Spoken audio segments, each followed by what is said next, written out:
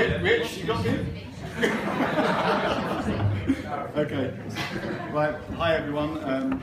For those who don't know me, my name's Stuart, and despite what our hairline suggests, I'm actually Ross's older brother.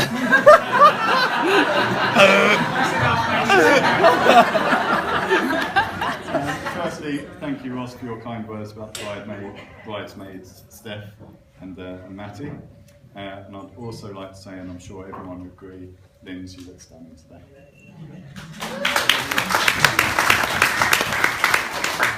Secondly, thank you, Ross, for giving me this opportunity to repay you for your sentimental words to my best man. I wouldn't say I've been counting, but it's been the longest 557 days waiting for this chance to reciprocate. I think Heidi deserves a special mention today. She's set a new benchmark on how to behave as a lady at a wedding. She's been relaxed, in control of her emotion, and not a tear in sight. Unlike her father, who seemed to be crying through his nose earlier.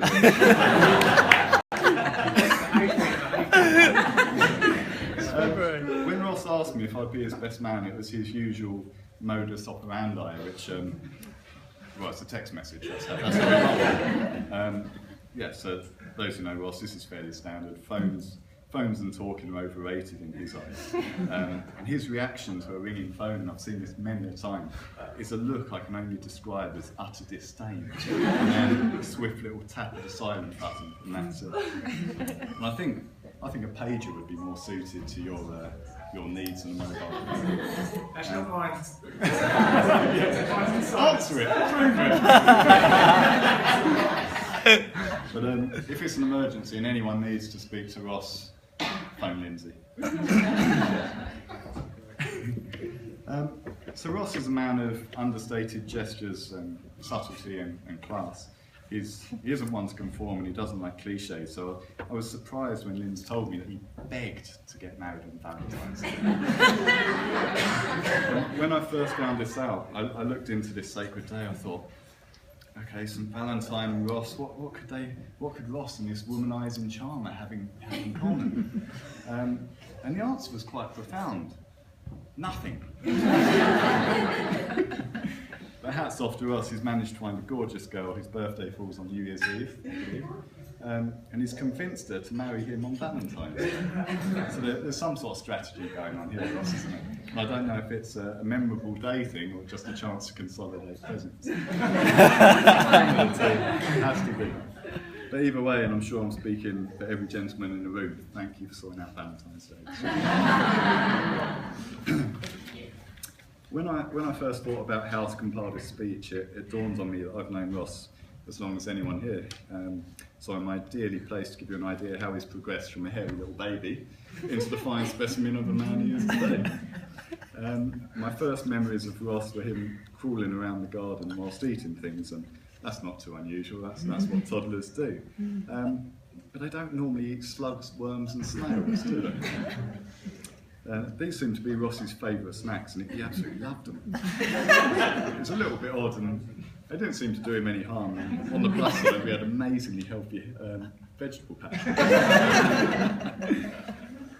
As Ross grew older, it became apparent he had some degree of natural athleticism.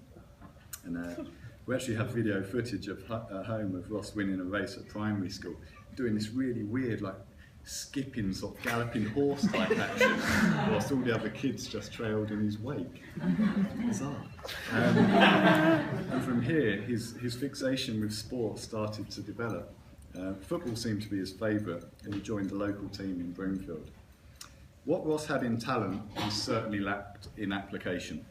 He played centre midfield, and despite watching plenty of box-to-box midfielders on TV, he played the role somewhat differently. As the ball and players used to fly around him, he would take one of two actions. He would either stand here like this, or like this.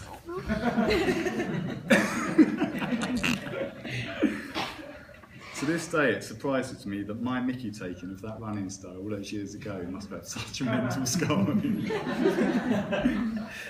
Skipping on a few years, Ross developed into a teenager. And one thing struck me. just how hairy he was. He was like a moodier version of Teen Wolf.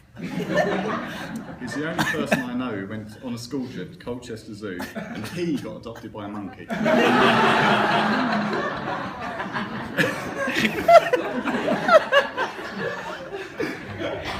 So, Ross passed his driving test, first time no less.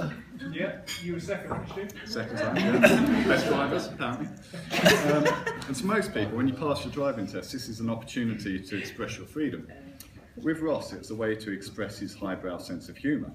He used to cruise down Duke Street with his mates in the back, his windscreen washers angled strategically 90 degrees to the left, and he used to drive up and down squirting pedestrians. Hilarious. After scraping through his A-levels, Ross decided he needed something else to avoid university. So work beckoned. No, actually that's the wrong way round. He wanted to avoid work, so university beckoned. Whilst at uni, Ross lived with my mum and sister Matty in Whitecourt, and finally at this stage there were expectations that he might finally progress into a sensible young man. Whilst writing this, I checked with Matty if there were any signs, and this is what I was told. He used to make her watch 18 certificate horror films whilst babysitting. She was 6 at the time. He once punched a hole through a door because the cat licked his dinner. And this one, I don't even know if I should say it, but I will. He used to peel the wallpaper off of his bedroom wall and stick it back with his bogies.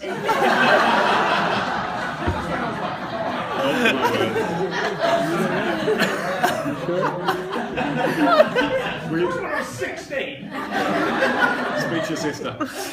So we still had some way to go. The next phase that springs to mind was Ross moving up to Milton Keynes, and this was his creative stage. Out of the blue, he started to make his own clothes. There were white blazers with denim pockets sewn on, shirts with bright colours stitching weave through them, and t-shirts with expletives sprayed. As if this wasn't enough, he highlighted one blonde stripe straight through his spiky hair. He looked like a cross between Lady Gaga and Kevin Peterson. When he, Rich and Steve went out, people seriously thought they must be in a boy band. And Rich and Steve, identify yourselves. Come on. One's pointing. You see what I mean? But when you coupled this and the clothes and the barnet and Ross's brief flirtation with being a hairdresser, well, let's just say I thought today could have been very different. It could have turned out very differently.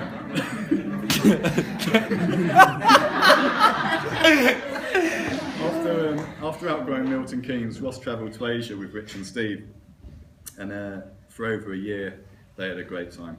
And I haven't got enough time here to tell you about all the stories, but if you speak to them at the bar later, they'll regale you with some of the better ones, and failing that, they do a meme rendition of Back for Good. By the time Ross returned, I think the family were all keen for him to get a job, settle down, and more out of sheer jealousy than anything else. And after a few part-time efforts, his good mate James, who's been referenced earlier, gave him a chance at a recruitment company called LabMed. I think I've got several names, so I think that's one. I must admit, I couldn't see this working out for two real reasons. Firstly, you have to use a phone to call people. Secondly, you have to answer the phone. No, seriously though, I'll always be grateful to James for giving Ross the opportunity. Not only did it set Ross off onto a successful career, but it also allowed this day to happen because it was at LabMed that Ross and Lindsay met. So the moment they started to work together, he recognised that Lindsay was a strong candidate. He set about recruiting her and quickly made her a permanent placement. You don't get that on Google, I see. Don't get that on Google. And as much as I've ridiculed Ross throughout this speech, one thing he definitely got right is choosing Lindsay. So I think everyone agrees they make an amazing couple. They've been together for about 7 years now, I think. and their relationship was cemented 6 months ago with the arrival of my gorgeous niece, Heidi, who's still being well behaved in the college. They make a wonderful family. The girls are Ross's world, and I'm delighted and proud to see that he's finally grown up, settled down, and found happiness. To me, marriage is not just about finding someone you can live with, but finding someone that you can't live without. And I think the two of you are a perfect example of that. Yeah, all I can say sincerely, I wish you all the very, very best in the future.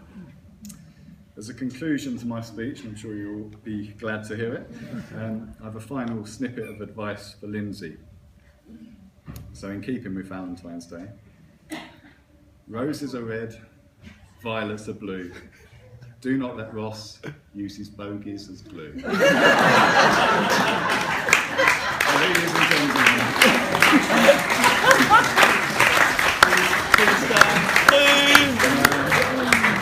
Raise your glasses to Lindsay and Ross. Lindsay and Ross. Thank you. Good work, Stewie.